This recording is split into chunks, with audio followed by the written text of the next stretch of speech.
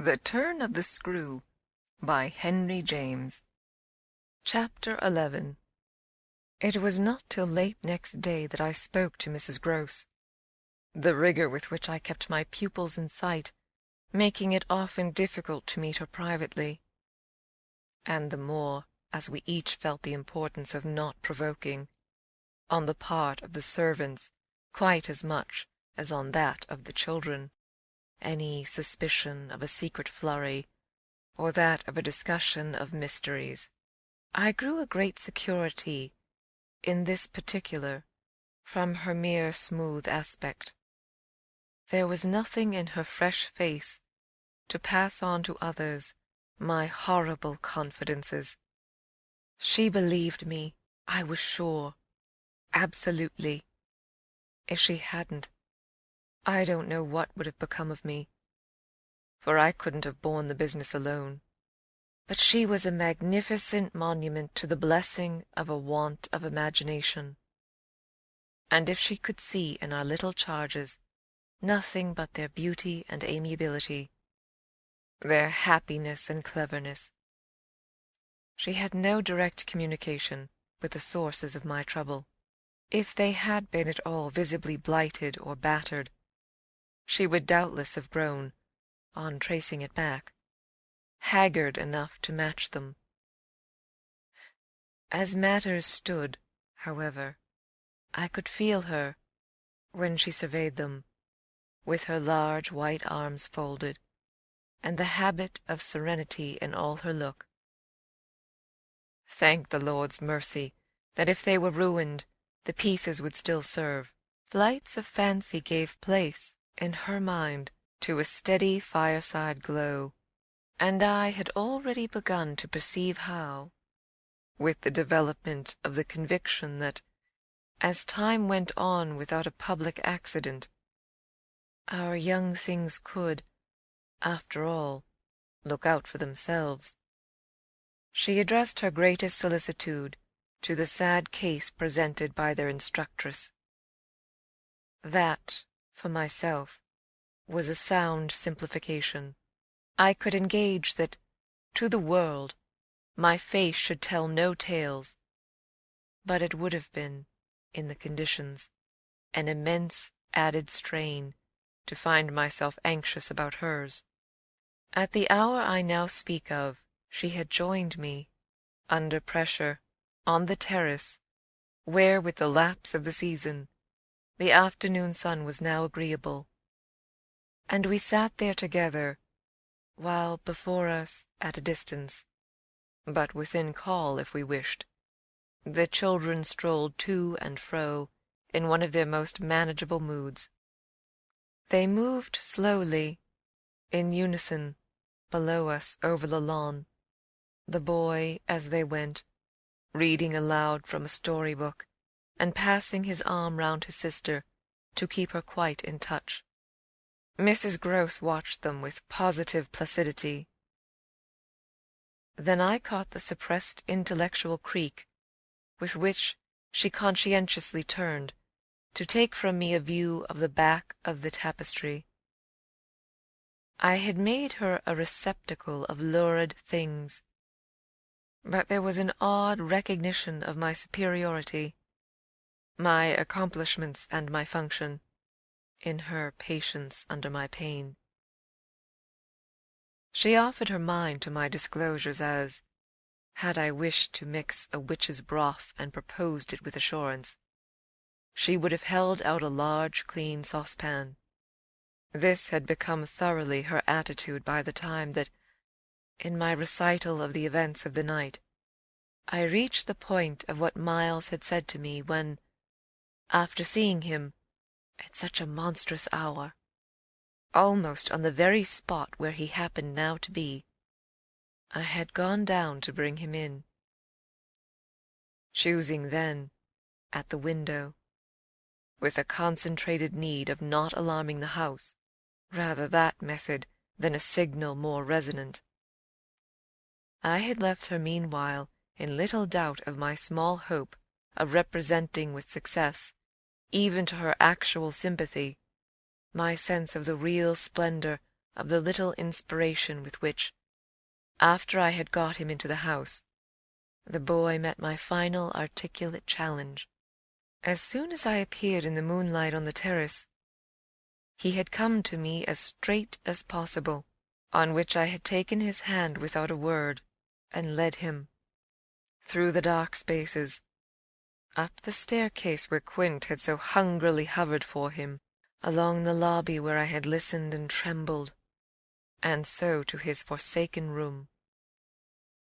Not a sound on the way had passed between us, and I had wondered, oh, how I had wondered, if he were groping about in his little mind for something plausible and not too grotesque.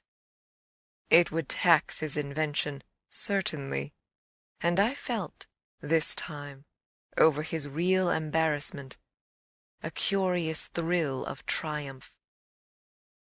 It was a sharp trap for the inscrutable.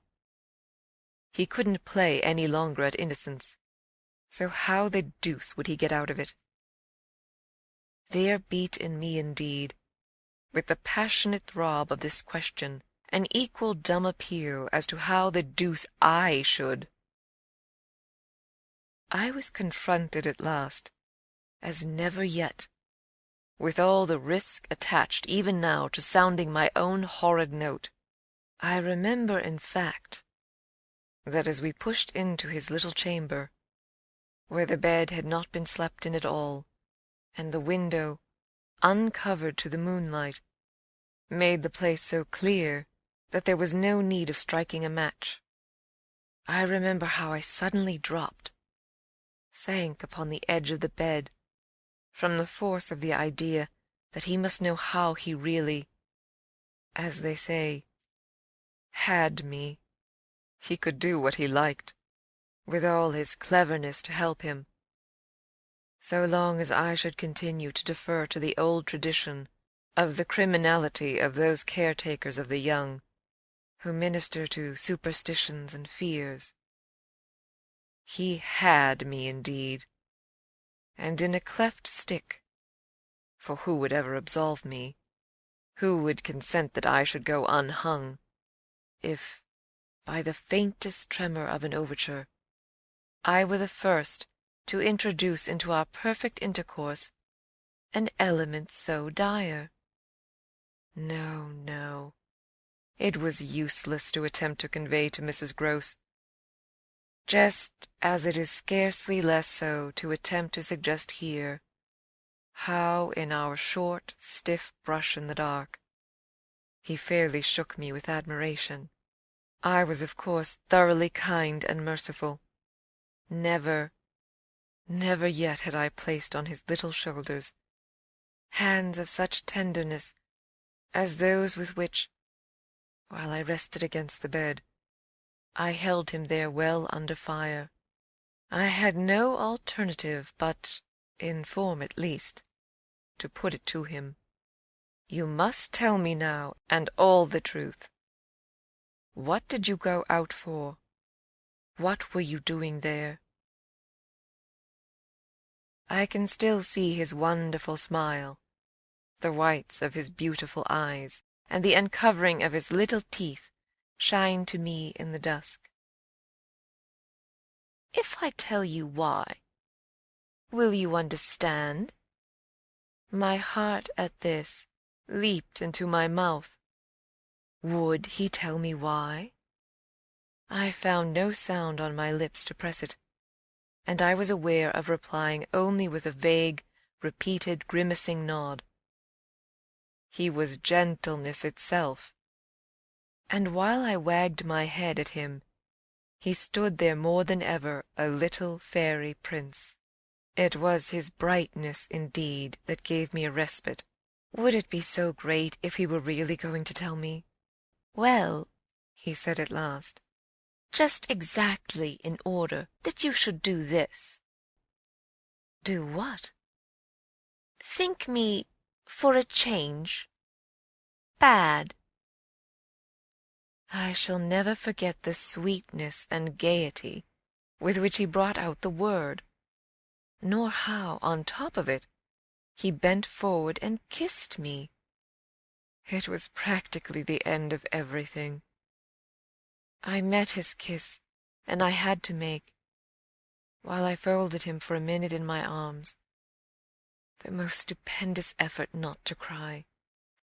He had given exactly the account of himself that permitted least of my going behind it, and it was only with the effect of confirming my acceptance of it that, as I presently glanced about the room, I could say, "Then you didn't undress at all?"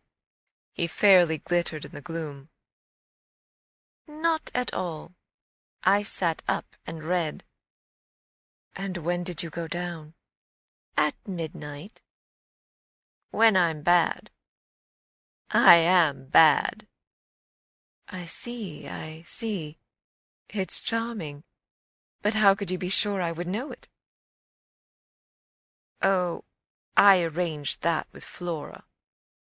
His answers rang out with a readiness. "She was to get up and look out." Which is what she did do. It was I who fell into the trap. "So she disturbed you, and, to see what she was looking at, you also looked. You saw." "While you," I concurred, "caught your death in the night air." He literally bloomed so from this exploit that he could afford radiantly to assent. "How otherwise should I have been bad enough?" he asked. Then, after another embrace, the incident and our interview closed on my recognition of all the reserves of goodness that, for his joke, he had been able to draw upon. Chapter 11